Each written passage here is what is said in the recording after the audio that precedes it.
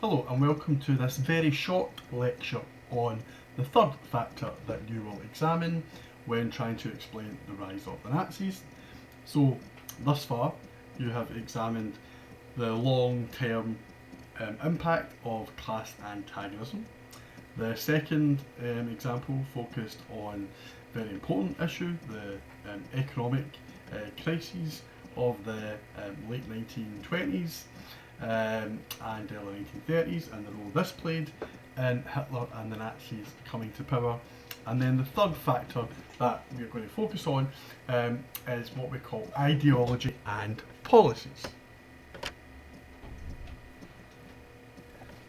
Now, these factors technically could be examined separately. You could look at ideology and policies one by one, but there isn't really that much to say about ideology, and there isn't really that much to say about policies, and I'll explain what I mean by that in a moment. So therefore, I think it's easier just to club these two examples together.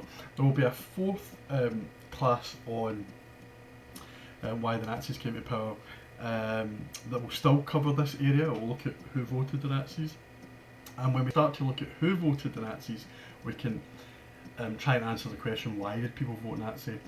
And people will vote Nazi sometimes for ideological reasons and sometimes for reasons to do with Nazi policy. So we will come back to some of these points in a future online lesson.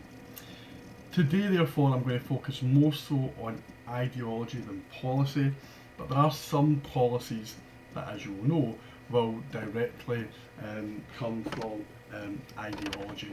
It's very difficult to separate the two of them. Now, just to maybe make that point, it's maybe worth thinking about contemporary political parties and how their ideologies often will have an impact on the policies that they promote and the policies that exist within their political manifestos. If you take the Green Party, for example, everybody knows what their ideological stance is, pro-environment, and therefore it makes sense that their policies will reflect their desire to see the future of the earth sustained, and therefore policies will always be based around how can less resources be used, how can maybe public transport be improved, and so on and so forth. Right? And you can do this with most political parties. You can try and identify the link between ideology and policies. When it comes to the Nazis, you can do something similar. Policies will often reflect ideology.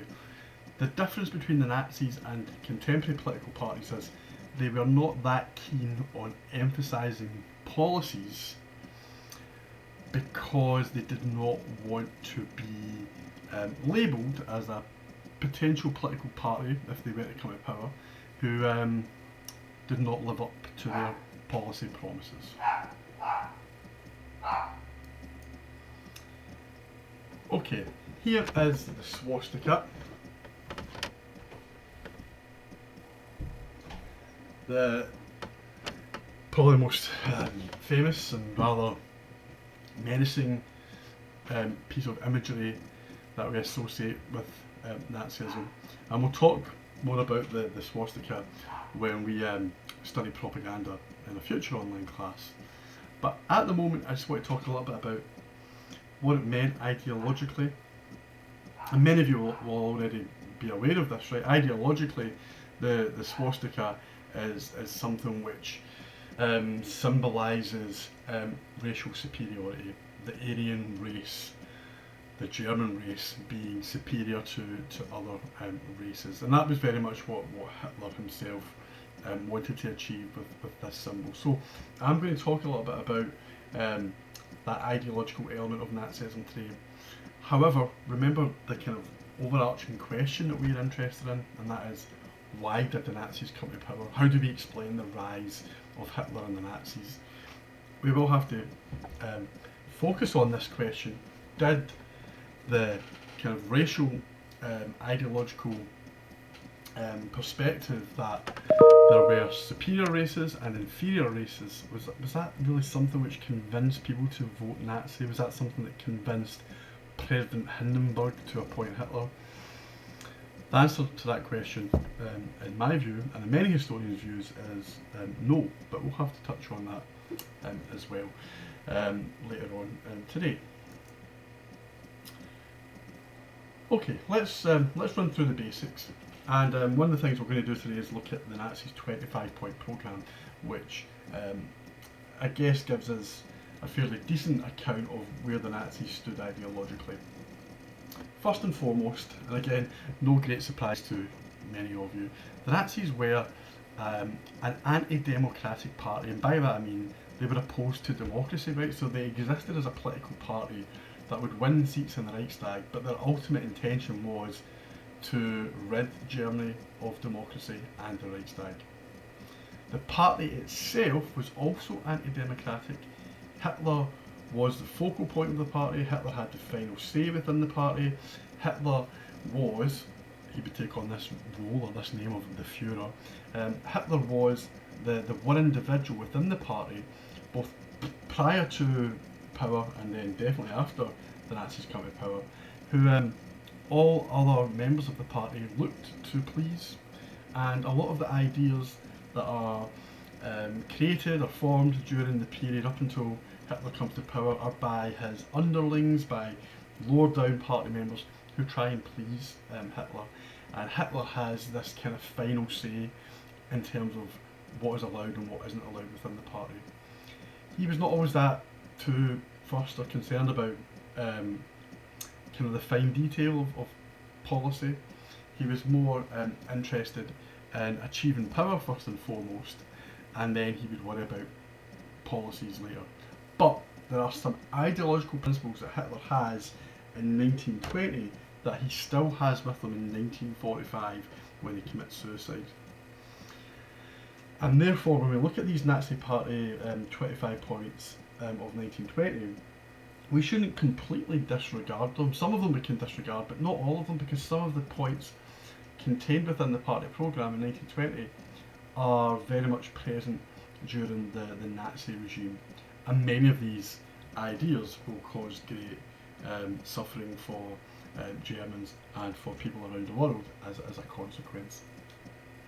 Some of Hitler's ideological positions are expressed in Mein Kampf, in that book that he writes once in prison in 1924 and into 1925. And we will study Mein Kampf, we will study elements of it in detail when we get to your topic on the Holocaust, because it's useful to examine little bits of this book to see whether or not Hitler had shown any desire to exterminate the Jewish race of Germany or Europe from as early as 1925. So we will come back to that book, which is not a particularly good read. Today, however, we are focusing on general points, and therefore we're going to start by looking at the Nazi 25-point programme. You can get this on My City in the Nazi Ideology and Policies chapter, but I've also got it here, so I'm just going to click on it. And I'm going to run through some of the main points and maybe kind of explain what you can take from this programme and what you can ignore. So here we have the 25 points. It was actually partly written by Hitler, but also written by another Nazi called Gottfried Vider, who was an early party member, someone who Hitler kind of relied upon in the kind of early days of the movement. And this 25-point programme would stay with the Nazis right through until the end of the movement, until the end of the regime. Hitler had no real desire to change it, had no real desire to update it in any way, and as I said, I'll explain why that is the case. There are a few points right at the start that we should focus on, and they are important because they don't really change throughout the existence of the party's period in power. So for example, number 1 says, we demand the unification of all Germans in the Greater Germany on the basis of the right of self-determination of peoples. That first point is a direct attack on this idea that was part of the Treaty of Versailles, that German people could be discriminated against by not being allowed to live in a country called Germany and be led by German leaders and share their nation with fellow German people, because we know that Germans, especially in Austria, were forbidden from uniting with Germany. We know the Germans in parts of Czechoslovakia, parts of Denmark, parts of Poland had been removed from Germany and placed in another country as a part of Versailles. So this demand for a greater Germany is something which will not change. This becomes a key component part of Nazi policy once Hitler's in power. The second point as well will remain, right? The opposition to the Treaty of Versailles is something which Hitler goes on and on and on about right through the 1920s into the early 30s, and continues to do so once in power, and makes it his ultimate aim to overthrow all aspects of Versailles once he is in power, which obviously will lead to the outbreak of World War II. And number 3 is something that you're already familiar with as well, right? It says we demand land and territory for the sustenance of our people and colonisation for our surplus population. In one word, what Hitler demands here is Lebensraum, something that you are familiar with. This is an ideological principle that he takes from the Kaiser's regime, and actually is successful, at least for a short period, of creating German Lebensraum, or living space, in Eastern Europe, but at a great cost. Lebensraum under the Nazis is a brutal conquest of Eastern European people, and the Holocaust is part of this Lebensraum, where Jews in Russia are wiped out. Now, what about the Jews? Point 4 of the 25-point programme does make reference to them. It says only a member of the race, the German race that is, can be a citizen. A member of the race can only be one who is of German blood without consideration of creed, religion. Consequently, no Jew can be a member of the German race. So you're not a German if you are Jewish. Now, the Jews aren't really mentioned again. I think they're mentioned one other time towards the end of the 25 points. That's the only time that it is mentioned. It's a fairly clear statement, however, from Hitler and the Nazis that Jews are not Germans. So what kind of future are Jews really going to have within Germany if the Nazis ever come to power? Which back in 1920, nobody ever thought that anybody would even read this document, let alone Hitler would one day become Chancellor. But in points 1, 2, 3 and 4 you actually get a glimpse of what the Nazis are about, and I guess these ideas are sustained, they don't disappear. So you see kind of anti-Versailles, pro-expansionist, anti-Semitic position held by Hitler and the early Nazis, which is very much part of his foreign policy in the 1930s and the early 1940s. To be honest, after this we can kind of ignore 6, 7, 8. I mean, there's nothing really that stands out in these. Actually, what we see in some of the points from really 11, 12, 13, 14, 15 actually are quite radical in some cases. I mean, not revolutionary, but quite radical in terms of the Nazis favoured the establishment of a welfare state. Number 16 tells us that they kind of believe in a healthy middle class who will be beneficial to the growth of the nation. It's middle class people who tend to vote for Nazi. You can also see that they kind of favour the nationalisation of industries in number 13. There is a kind of slight anti-capitalist tone to the 25 points.